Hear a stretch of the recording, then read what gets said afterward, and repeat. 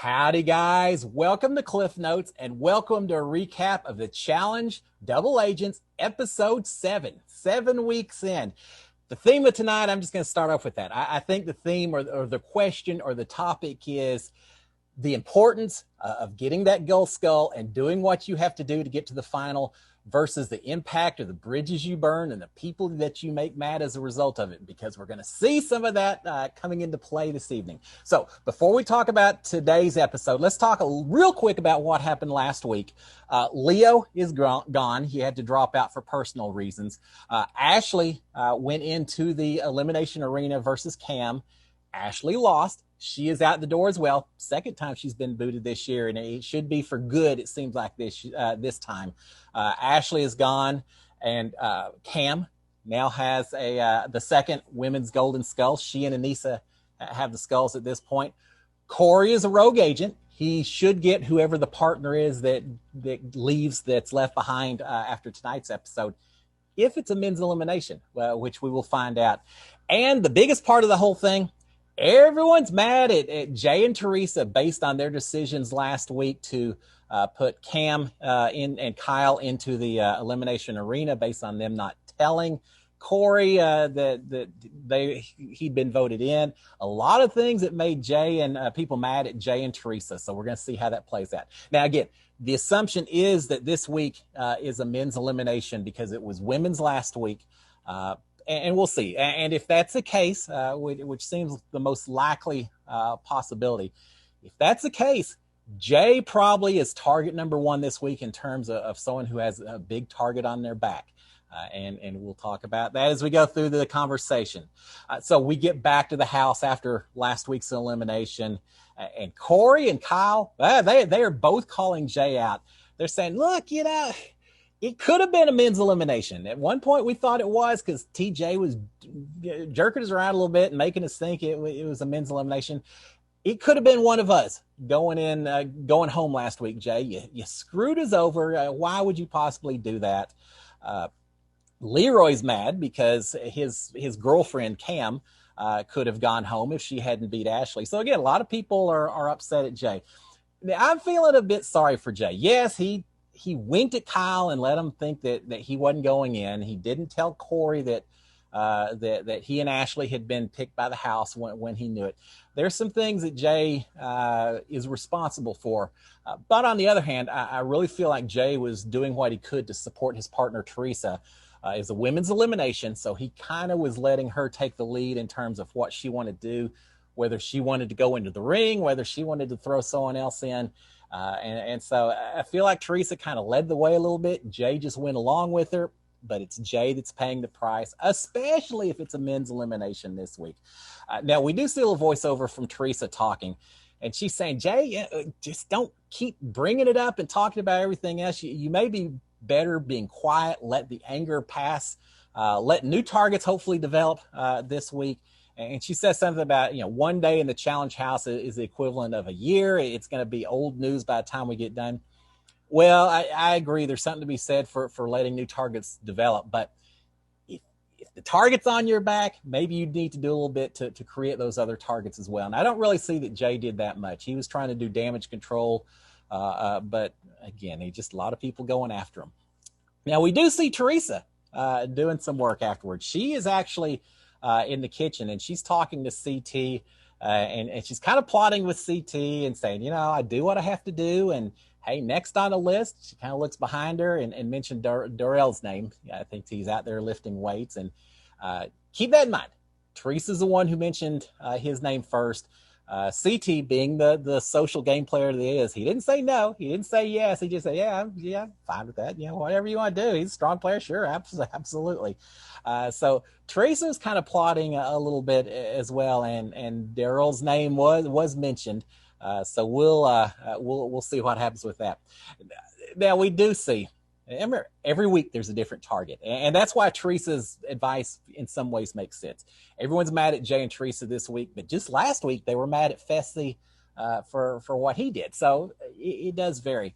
But we do see Fessy trying to talk to Corey and basically saying, look, I don't want to come across as bad. I'm trying to play the game and all, but but I really do value you as a friend and everything else. And so he's trying to mend that relationship. Will it work? I don't know. I think Corey wants to work with Fessy. He's not going to trust him the way he used to. The way it's going to work is if they can figure out a way where working together continues to benefit both of them. That's the only way they're going to trust each other, is if they know the other person's objective aligns with them. So it's gonna be tough, but at least Fessy is trying to fix some of the stuff that was broken when he got his gold skull.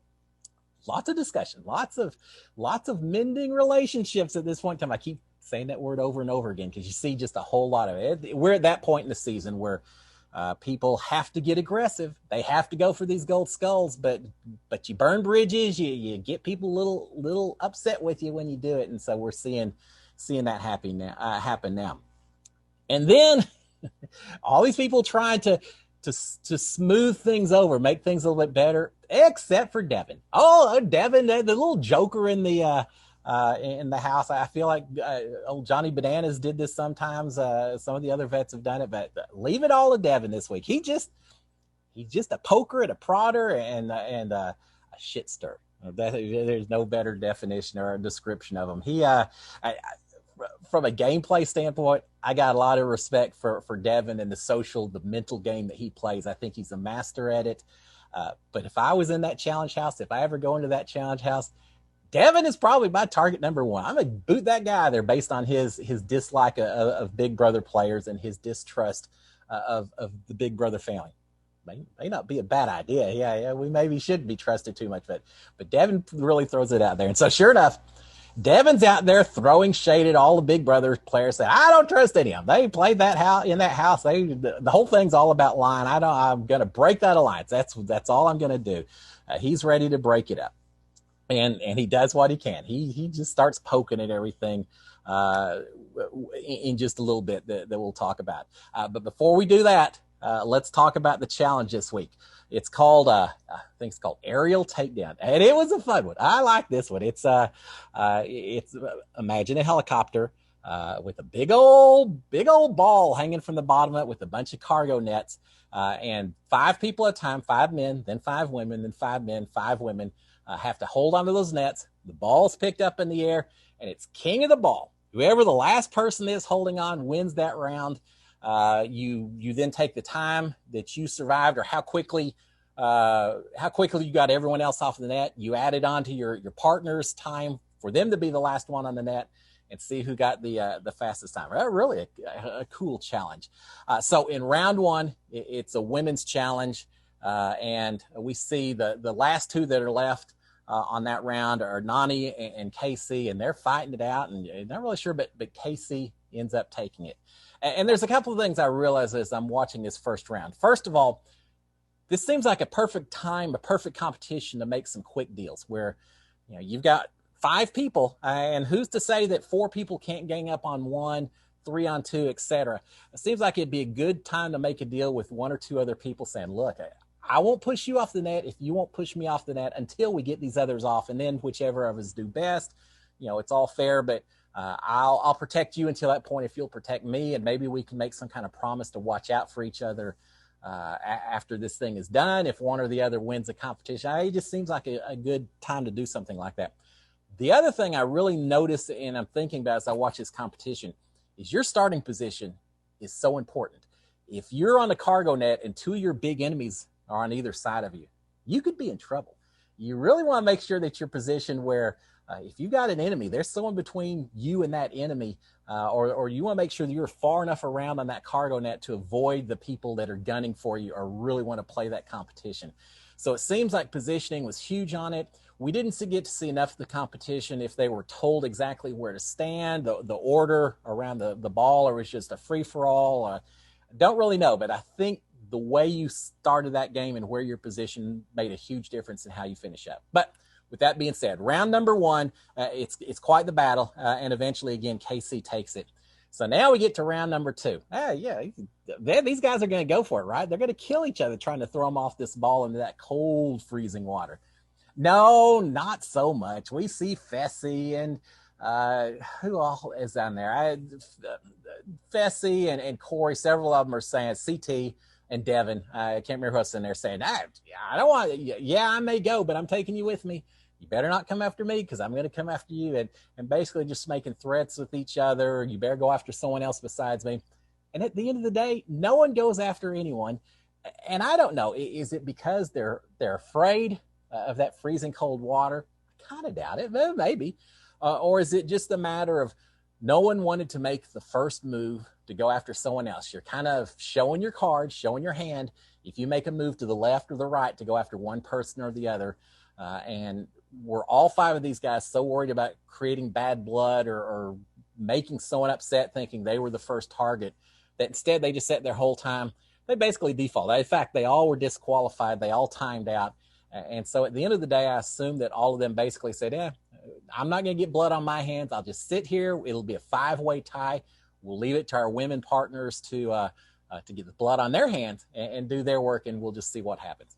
It's kind of a wussy way to play the game. But hey, if that strategy works for you, then so be it. But it's still kind of a wussy way to play the game. So they all five are disqualified. So now we come back to round number 3, which is the women's round again. Another good competition. This is Theresa versus Amber. Theresa knows there's a big old target on her back, even though it may be a men's competition. She knows that she and Jay are targets, and they need the win. And she fights and she wins. She beats Amber B. So Theresa and KC are the 2 female winners. Then we get to the final men's heat. And we get a lot of fighting going on with this one as well. I think at one point maybe Mitchie fell off. I can't remember. But it's not that Jay wasn't trying. He was all over Leroy's back. Leroy's fighting with Jay. Those 2 are going at it. But neither one can get the other one thrown off until timeouts occurred. And so no one gets a time on that group. No one won that particular challenge.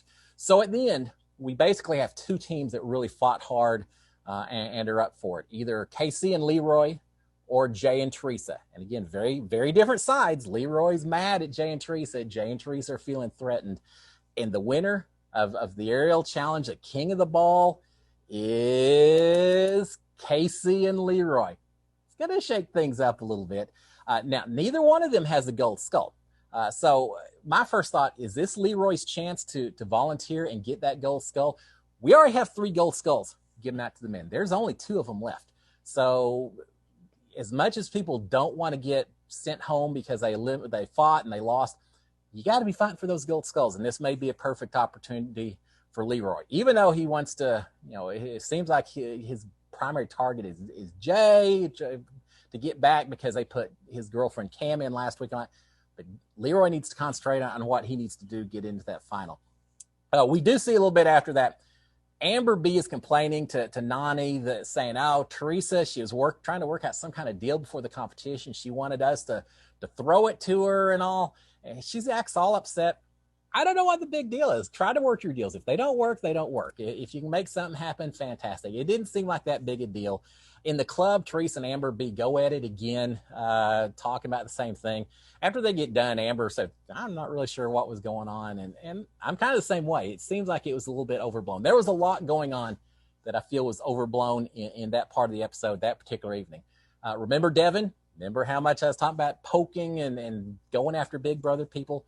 Well, he does it for Fessy. He starts going after Fessy, saying, I'm going, whatever it takes, I'm voting you out, Fessy. I can't stand you and all. And he really is trying to ramp Fessy up. And then Kyle's joining in as well and trying to get Fessy all worked up to get him off his game, I suppose. But what's funny, who steps in, tries to push Fessy back and get him calmed down? Josh. Josh. And then Anissa comes along later and says, no, that's just Devin. That's just Devin. He's doing what he does to try to work you up and all that. Just ignore him. I don't think the fight is that serious. I think Fessy's good-natured enough that he's yelling back, but I think it probably ends right there. But of course, Josh being Josh, I love Josh. I consider Josh a friend. Talked to him once or twice. I love Josh, but Josh being Josh, he ends up ramping it up. He throws water in Kyle's face, and he just, when you think everything's calmed down, then Josh turns around and ramps it up just again. So made for an interesting evening. Just a little bit of raw emotions going on with the whole house at this point in time. So we do have that. So now we get to the House vote. And here it gets a little bit interesting because Jay is trying to smooth things over as well. He's saying, look, I had no big plan. I'm just, I'm trying to support my partner or trying to get a skull. That's it. I'm not putting anyone else up. Cam keeps saying, if y'all had won, who would y'all have put up? Well, you don't say that. You never say that. And they didn't say anything. They said, we don't know. Well, we'll figure out when we got there. But Cam really is leading the charge against Theresa. And again, poor Jay. I feel like Cam is going after Theresa, and Jay, to some degree, is collateral damage. And Cam is very, very much wanting them back in the rink and getting sent home.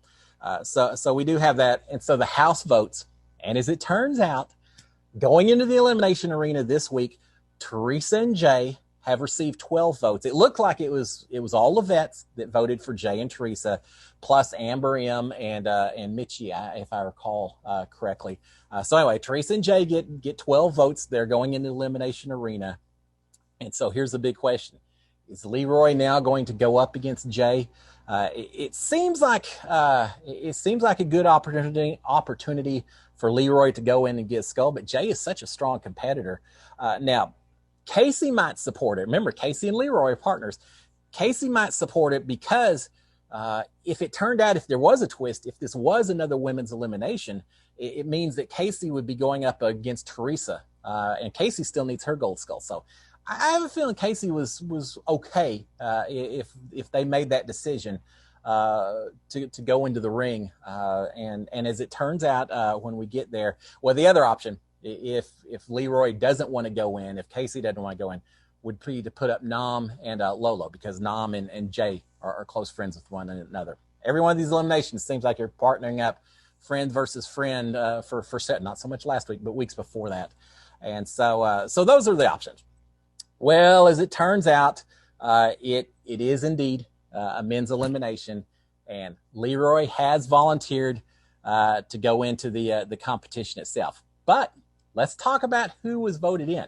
Jay and Theresa, right? Well, maybe not so much. TJ has a huge twist for us. TJ says, look, y'all didn't even try. Therefore, you're not entitled to cast votes. So I'm throwing out the votes of all the guys who didn't bother to compete, who were the wussies playing in the competition. Y'all's votes don't count. But with that being said, it's still Jay and Theresa who are in the elimination ring. And again, at that point, Leroy says, I want my gold skull. I'm coming back in. They go down, and sure enough, again, it is a men's elimination. And the challenge, we've seen it before. We saw it in week 1 with Ashley versus Natalie. A beam, working their way like caterpillars across the beam and then back the other direction. Jay does rock climbing. That's one of his specialties. He's got a lot of those strengths, those skills. It seems like a competition really suited for Jay, even more so than Leroy. But Leroy volunteers, knowing what it's going to be, and mad props to Leroy. I've been talking about people volunteering to go get their skull every week. Leroy does it, even when he knows that it's something that Jay's going to be very strong at. So I got nothing but the biggest mad respect for Leroy. Hey, doing Houston proud, my friend. So Leroy goes into the ring. It seems pretty close when they first start. They're somewhat neck and neck. Second half of that race, though, Leroy flies. He wanted it. He absolutely wanted it. He flew. He probably beat Jay by a full body length or so at the very end. So Leroy wanted it. He deserved it. He got it. And I hate to see Jay go, because he kind of got picked on last year, and I've been cheering for him ever since, wanting him to do well. And I feel like he kind of got drug in a lot of this controversy, not completely by his own doing last week. But hey, it is what it is. And as much as I hate to see Jay gone, Leroy deserved that skull. And again, mad respect for him volunteering and going in and taking what he wanted.